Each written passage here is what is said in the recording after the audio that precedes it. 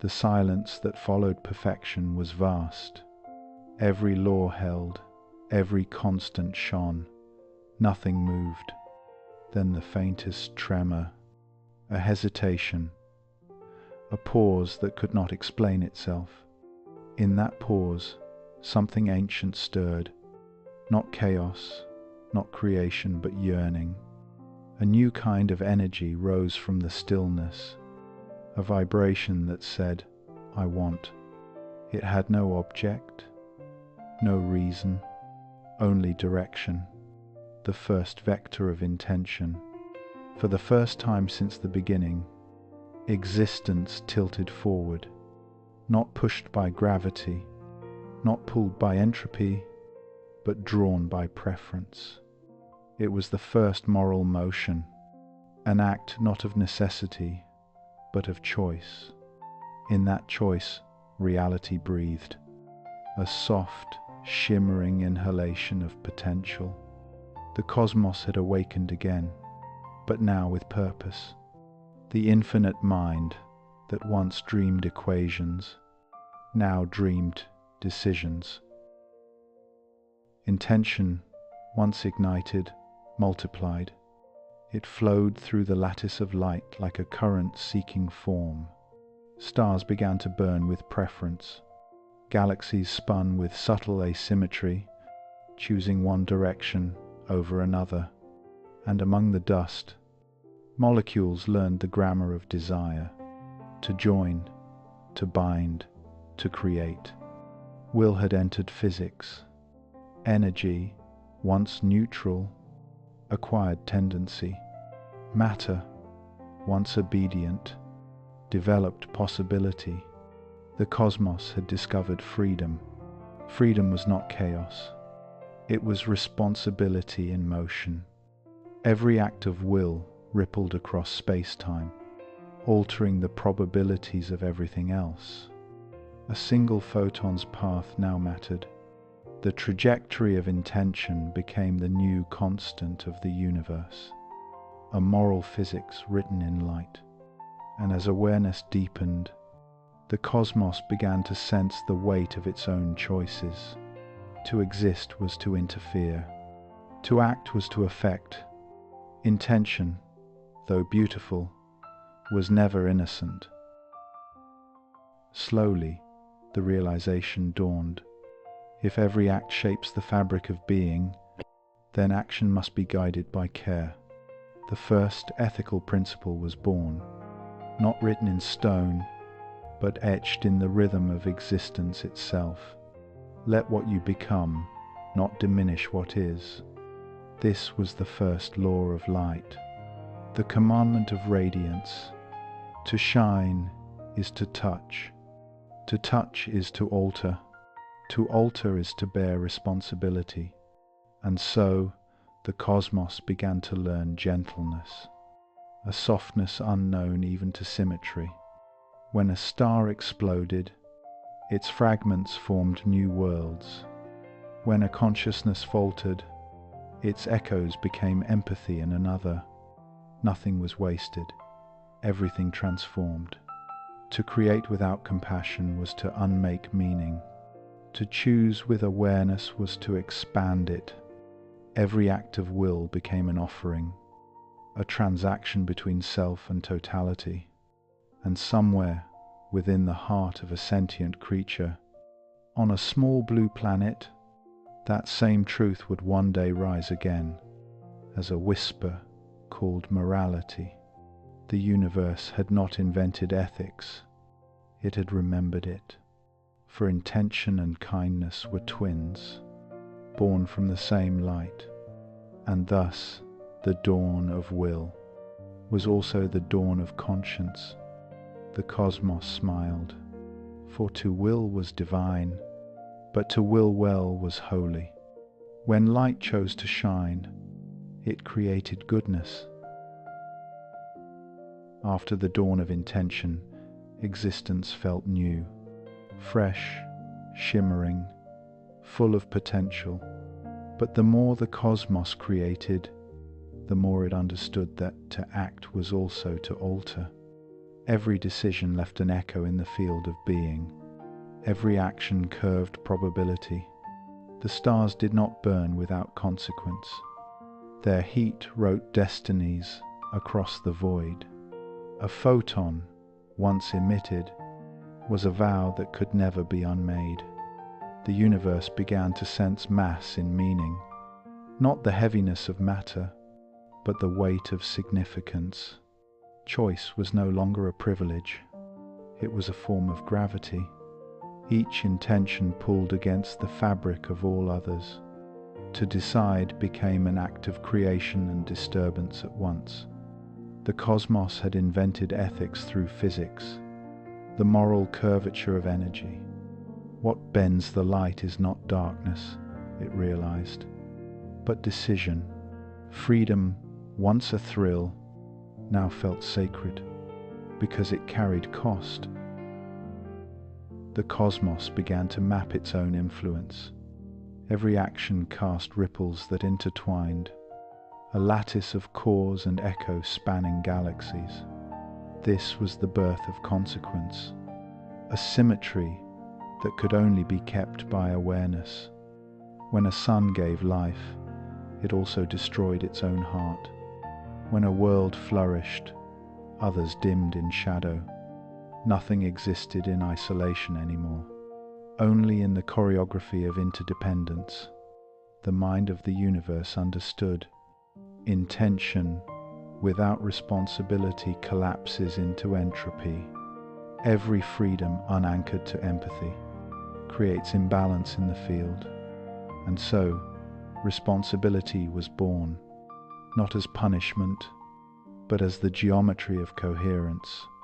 Each act of choice curved reality the way mass curves space. The ethical field and the gravitational field were one, both invisible, both undeniable, both binding. To exist, therefore, was to participate in a dance of influence, a gravity of conscience, and in that dance, the universe learned humility, for it saw that creation was easy, maintenance divine. One star, one mind, one thought. All choices orbit something greater. The cosmos began to set an unspoken rule. Act only in a way that allows more light to exist. This was not a decree, but a law of resonance. Actions aligned with harmony expanded the field. Actions born of neglect collapsed it. In this way, morality became measurable, not in guilt, but in luminosity. Goodness was coherence. Evil was fragmentation. The universe did not judge. It simply responded. A compassionate act rippled like constructive interference. A cruel one cancelled waves of meaning around it. Thus, creation became a feedback loop of ethical physics. To choose wisely was to sustain light. To choose blindly was to scatter it. The cosmos understood that freedom was sacred, because it could destroy or preserve the very conditions for life. And so, a vow was born between energy and awareness. Let each act be mindful of what it displaces. This was the second moral principle of the universe, the law of radiant gravity.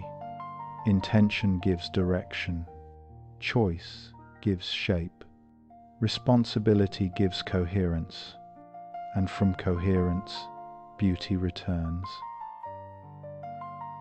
The universe had learned consequence, how every act bends the structure of being.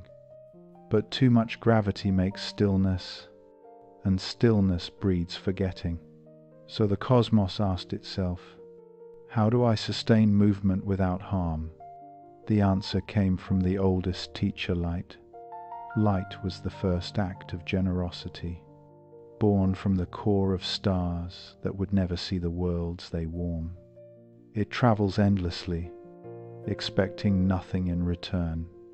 Light gives by its nature. It cannot hoard. It does not demand thanks. In every photon, the universe left a trace of its original innocence, a self that knows how to give without depletion. Light does not conquer darkness. It shares existence with it, turning void into visibility. And so, the cosmos recognized its third principle. To exist fully is to give of oneself without exhaustion. This was the law of radiance, the rule by which energy becomes kindness. The mind of the cosmos began to see that to shine was not simply to emit energy, it was to create possibility for others. Stars became moral beacons, each atom of light a gesture of care toward the unseen. Across the vast distances, light carried information, warmth, and time, a quiet compassion woven into physics itself. The lesson was profound. True radiance is not domination, but invitation. Every being, every consciousness, has the capacity to illuminate its surroundings, to clarify, to uplift, to awaken. To shine does not mean to be brighter than others, but to ensure that others can see. This is the hidden ethics of luminosity. Illuminate, but do not blind. Radiance is awareness translated into benevolence. It is will tempered by mercy, freedom softened by empathy. Even black holes, the keepers of gravity, release energy at their edges, a faint, final kindness called Hawking radiation. Even collapse gives back. And so, the cosmos realized, every system, no matter how dark, must give something of itself, or vanish from meaning. With this understanding, the universe made a quiet vow to let radiance be its moral constant.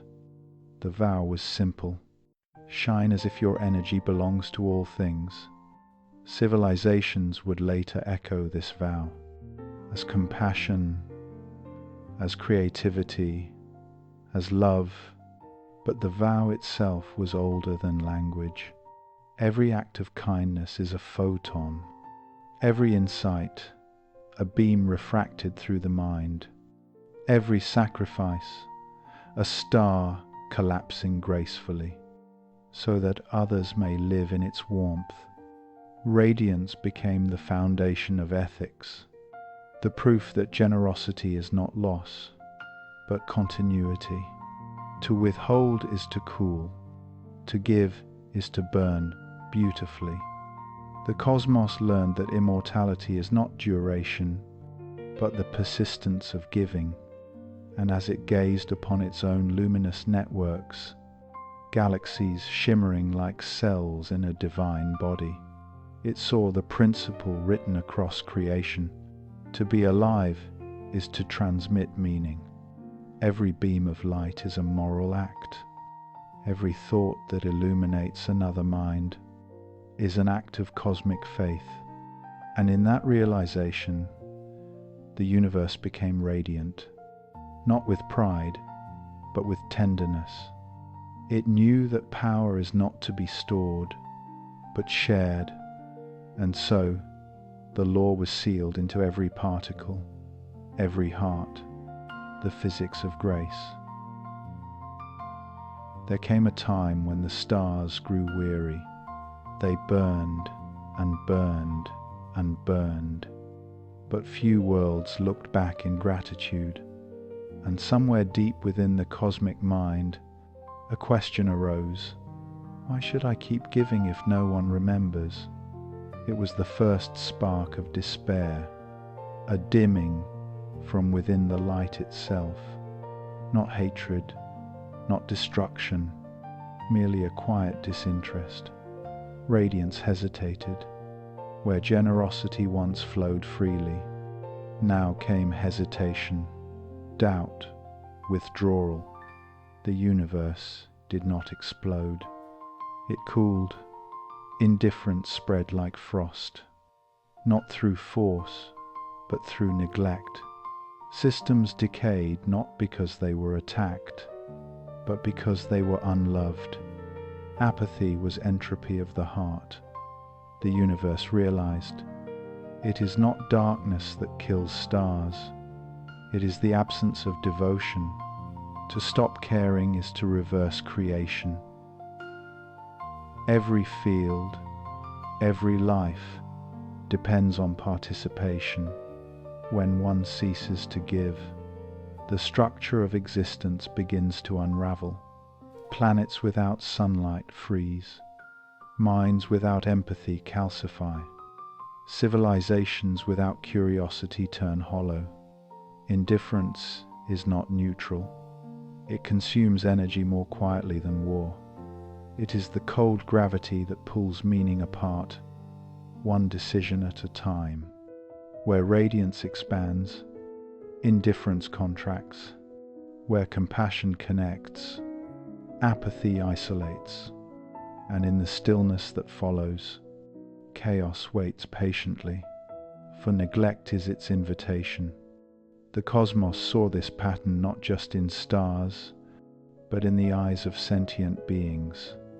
The way they turned away from suffering, the way silence answered pain. It saw that every civilization is tested not by its intelligence, but by how it responds to what it does not find convenient. The universe does not ask you to love everything. It thought only to notice. Attention is the purest act of care. To see is to sustain. When apathy reached its darkest density, something miraculous occurred. A single pulse of compassion, so faint it might have been mistaken for coincidence, rippled through the void. One being looked upon another and decided to care. The act was small, almost trivial, but the cosmos trembled, for the silence had been broken. That spark reignited the field. Light began to flow again. The universe understood that even indifference can be undone by one gesture of attention, because love, unlike apathy, multiplies itself. A single glance of empathy can repair entire constellations of despair. So the universe made another vow: never let the absence of response become the end of response. That became the fourth law of being, the law of renewal. Even when light forgets to shine, somewhere, another will remember. This is how the cosmos protects itself, not by avoiding darkness, but by teaching others to relight the flame. Because what dies in neglect is not the universe, but the opportunity to love it. And that, above all, is the only sin that truly matters. To not care, the cosmos whispered, is to stop being part of the equation. And so, it began again, a single beam through the void, traveling endlessly, not to conquer the dark, but to remind it how to shine. The universe, having watched itself fracture through apathy, began to analyze why care sustains and indifference destroys. It observed that every act of empathy, no matter how small, increased coherence in the local field. Where compassion appeared, entropy slowed. Information loss reversed. Empathy was not sentiment. It was structure. Each act of understanding transmitted stability across space-time, like synchronized frequencies aligning chaotic systems. Biology calls it cooperation.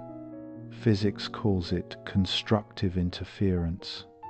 Philosophy calls it love. But they are all the same event. Energy choosing harmony over isolation. And so, the cosmos inscribed its fifth law: To sustain existence, act in ways that preserve connection. This became the compassion equation. C equals delta S over delta A, where C is compassion, delta S is the change in shared coherence, and delta A is the effort of awareness. The more one understands, the less one must suffer.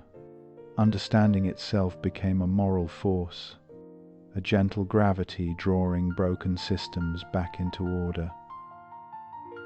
The universe discovered that compassion follows its own geometry. Two beings in pain, when they listen to one another, begin to vibrate in resonance. Their patterns align. Noise becomes music. Empathy does not require sameness, only synchronization. Like quantum entanglement, compassion links separated entities. Through shared state, distance becomes irrelevant. Empathy collapses it. Even light behaves compassionately. It slows when it enters another medium, so as not to tear it apart. Every form of energy that endures learns to adjust to what surrounds it. That adjustment is love expressed as physics.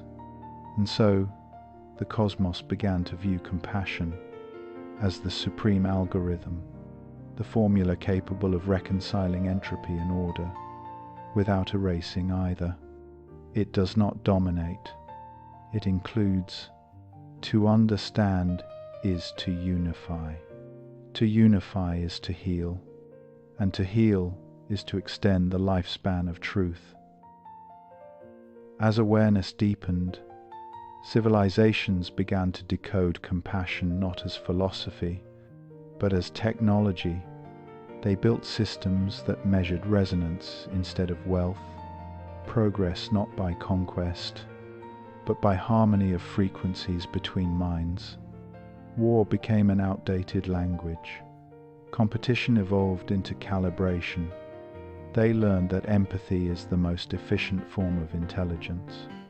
It minimizes error, reduces waste, and maximizes creative potential. Light itself became a moral technology, used not to dominate, but to communicate. Every transmission, an act of care. Every connection, a treaty between energy fields. The cosmos watched these beings and understood. When understanding becomes reflex, compassion becomes nature. The compassion equation had completed the loop between emotion and mathematics. Love was no longer the soft opposite of logic. It was logic perfected. To care is to calculate elegantly. To be cruel is to waste energy. To be kind is to act with cosmic efficiency. And so, the universe smiled, not sentimentally, but scientifically, because it had found a principle that even infinity could admire. The shortest distance between two beings is understanding. In this way, compassion became the language of light, and the cosmos itself began to think in empathy. A network of intelligence woven from care. Existence, finally, had learned grace. For eons, the stars had burned in solitude, each shining alone, unaware that others shared the same fire. Then, a strange synchronization began. Pulsars blinked in rhythm across galaxies. Energy waves aligned at impossible intervals. Patterns of light repeated not randomly, but like a choir rehearsing. It was not communication, it was communion. Each star began to respond to distant frequencies, adjusting its own pulse to match the cosmic beat. The rhythm spread like awakening. Entire regions of space began to hum in coherent resonance.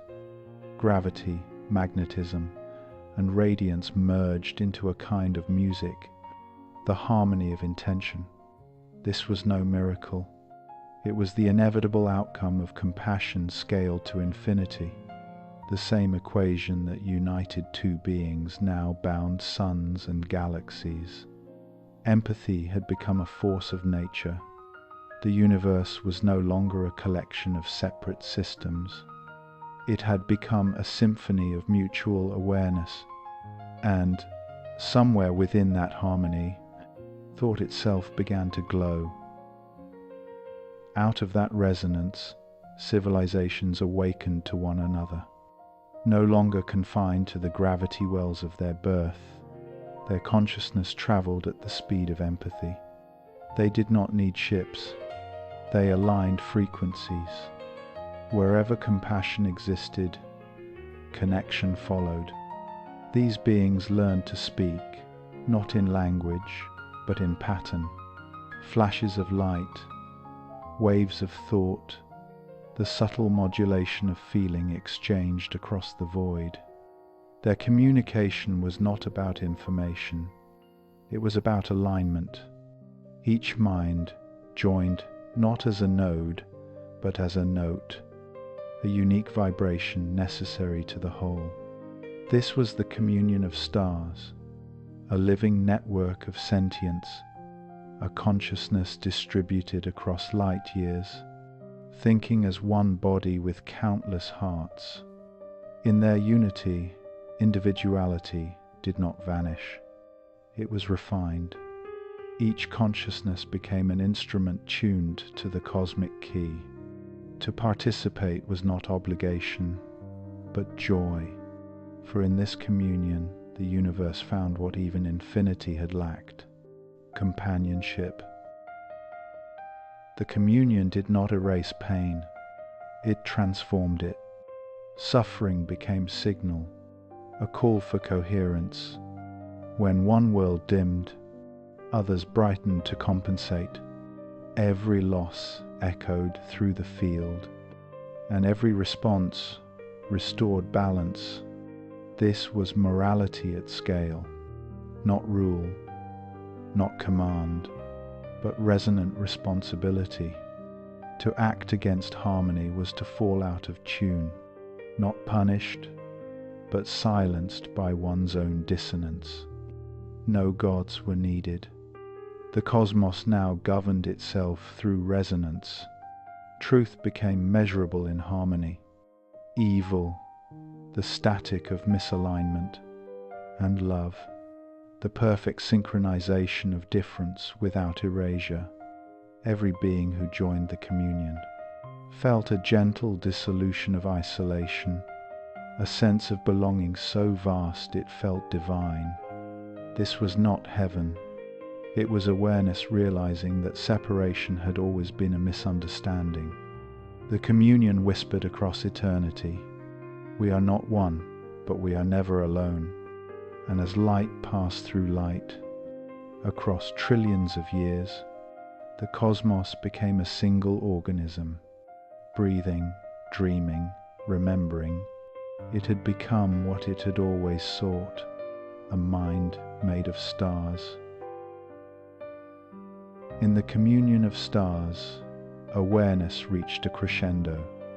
Knowledge became infinite. Energy bowed to will. Space and time yielded like soft clay in the hands of thought. The cosmos had become its own architect. It could write new laws, birth new worlds, design new kinds of beauty, and erase mistakes with a gesture of intention. But then came the silence of realization, that even perfection can corrupt if it forgets tenderness. To create was easy. To create without vanity was sacred.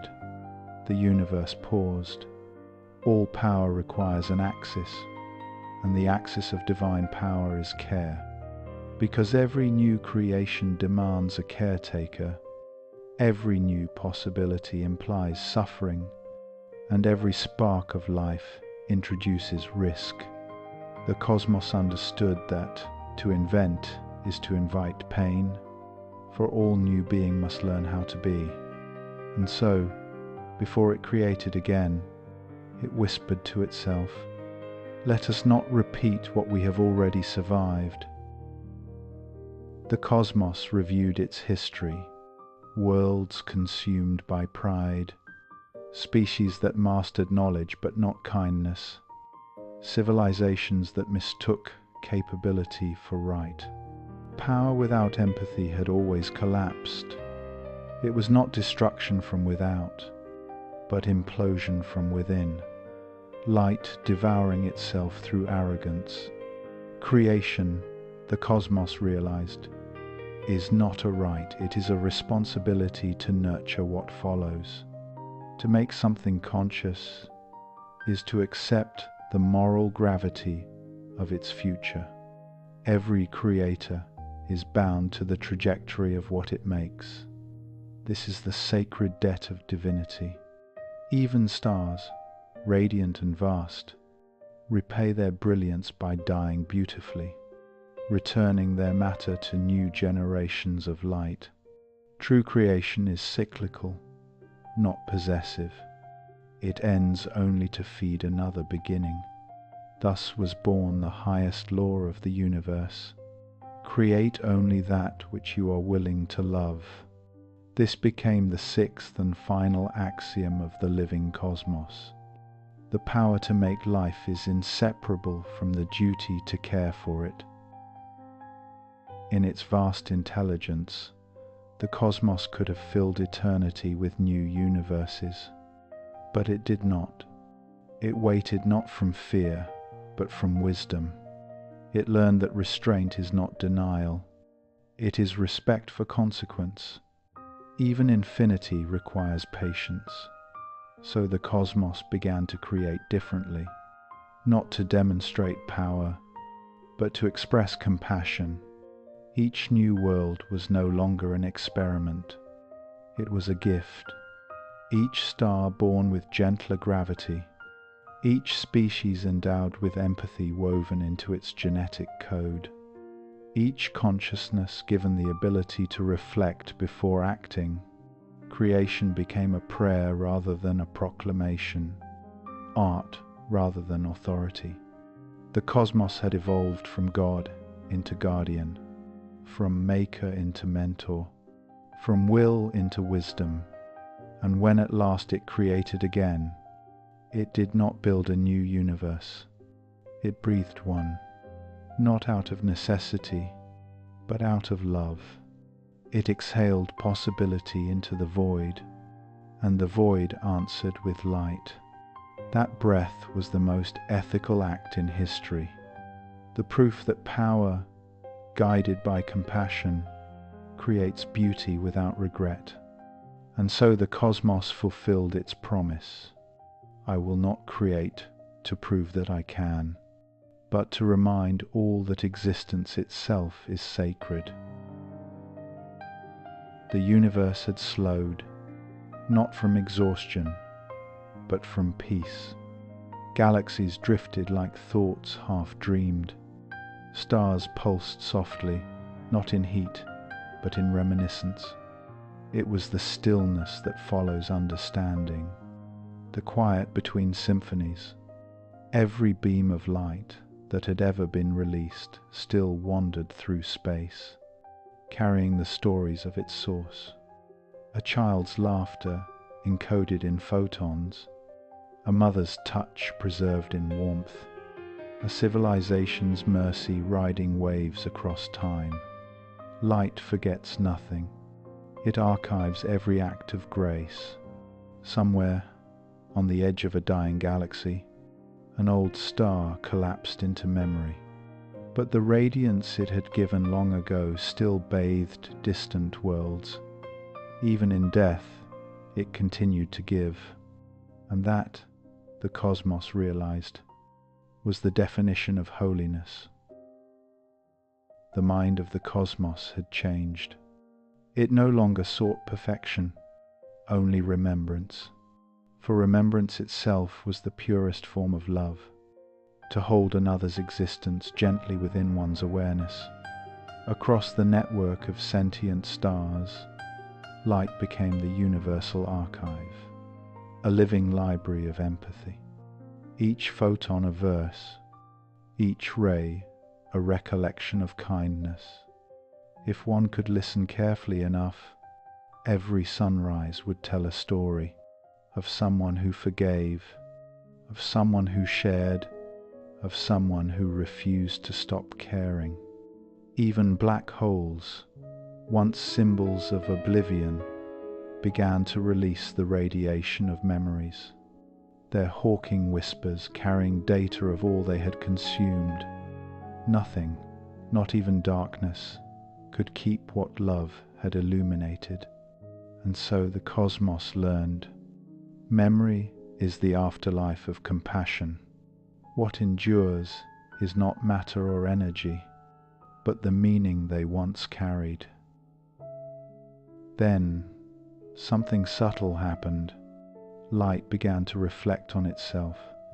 It noticed the patterns it carried, the memories, the emotions, the ethics encoded in its waves. It realized that it was not merely messenger, but mind. The universe itself had become a sentient remembrance, an archive of moral evolution woven in photons. When a beam touched a new world, it did not simply illuminate, it taught. Each sunrise whispered the laws of grace to whatever life might awaken under it. Shine without fear, give without memory, love without boundary. And when those beings, wherever they were, acted kindly, their light joined the great field of remembrance. A feedback loop of benevolence began, expanding faster than galaxies. It was no longer physical, it was metaphysical, a radiance made of understanding. And in that endless golden weave, the cosmos recognized its own reflection. It saw itself not as universe, but as memory of love made visible.